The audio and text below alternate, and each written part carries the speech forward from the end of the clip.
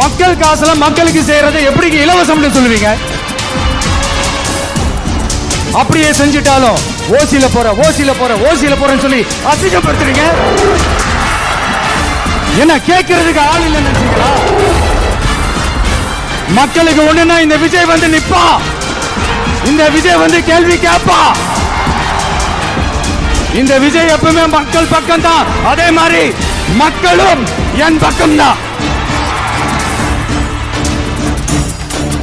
என் மக்கள் மானத்தோட மரியாதையோட கௌரவத்தோட வாழணும். என் மக்கள் யாருக்கும் கீழே கிடையாது.